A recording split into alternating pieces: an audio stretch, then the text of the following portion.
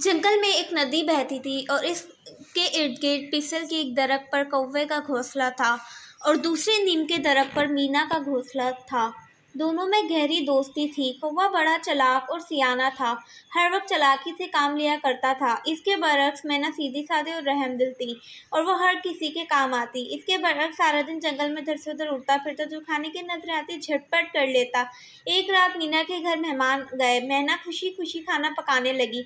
मेहमानों के बच्चे मीना के बच्चों के साथ खेलने में मसरूफ हो गए। इत्तेफाक से नमक दान में नमक खत्म हो गया। मीना बड़ी फ़िक्रमंद हुई। रात गए वो नमक कहाँ से लाती। सोचा चलो कौवे के घर से नमक ले लूं। मीना जल्दी से कौवे के घर का दरवाज़ा बजाने लगी। कौवे के घर में अंधेरा था। कौवा अंदर से चीखा, कौन है, क्यों दरवाज़ा पीटा जा रहा है। मैना बोली, अरे मैं हूँ भाई कौवे, तुम्हारी बहन मैना। कौवा बोला, ओहो, शायद मीना मेरे लिए खाने की कोई चीज़ लेकर आई है। कौवा दौड़ता हुआ दरवाजे पर आया। जल्दी से दरवाज़ा खोलते हुए मोहब्बत से कहने लगा, ओहो मैना बहन, भला इतनी रात गई, खुद क्यों आई, मुझे बता देती, मैं आ जाता। मगर जब इसने महसूस किया कि मीने के पास कुछ नहीं नज़र आया तो बड़ी मायूसी हो गई और रोके अंदाज से बोला, क्या बात है, बोलो भाई, माफ़ करना, आपको रात गए तकलीफ़ दी है। मुझे कुछ नमक चाहिए, घर मेहमान आ गए हैं, गांव की सब दुकानें बंद हैं। सोचा आपका घर तो सारा नमक का है, आपसे नमक ले लूं। मेहरबानी करके मुझे थोड़ा सा नमक दे दें। तुम्हारा दिमाग तो ख़राब नहीं हो गया भी मीना, इतनी रात गए आकर ना सिर्फ मेरी नींद ख़राब कर दी है बल्कि मेरा मूड भी ख़राब कर दिया है।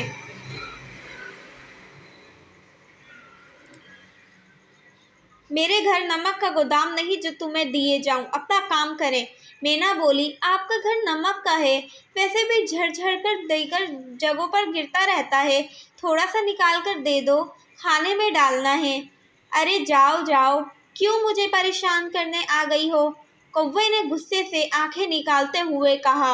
मैना कौवे की तरह से अमल से बड़ी हैरान हुई। वो सोच भी नहीं सकती थी कि इतना मगरूर और एहसान फरामोश होगा। इसने कहा, ए कौवे भाई, कुछ तो ख्याल करो, मैं तुम्हारे हर वक्त काम आती ही रहती हूँ और कभी तुम्हें किसी ज़रूरत पर मायूस नहीं किया। आज पहली बार मजबूरी में तुमसे ज़रा सा नमक मांगने क्या आ गई, तुम मुझ पर बरस पड़े हो। अरे जाओ भी मैना, खामखा लेक्चर ना दो।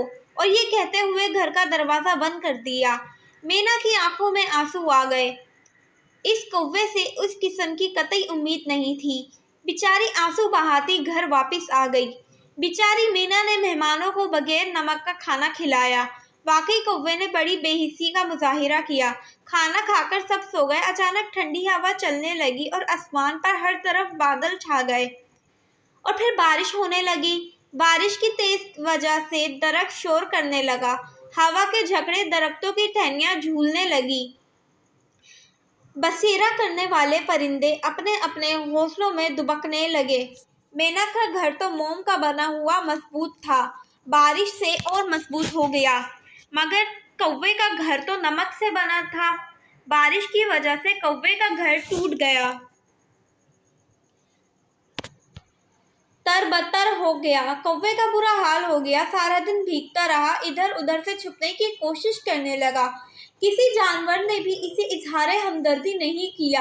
आखिर गिरता पड़ता मैना के घर आ गया। दरवाजे पर जाकर आवाजें लगाने लगा, मीना बहन, दरवाज़ा खोलो, मैं मरा जा रहा हूँ। मीना ने जल्दी से दरवाज़ा खोलकर देखा। कौवा बुरी तरह बारिश में भीगा हुआ सर्दी तक काँप रहा था। मीना ने जल्दी से इसको कमरे में उठाया, गर्म चीज़ें खाने को दी। इसने मीना के साथ कितना खराब सलूक किया था। मीना ने भी इसे मना कर सकती थी, मगर मीना ने मेरे से बदला नहीं लिया। वो अल्लाह से तौबा करने लगा।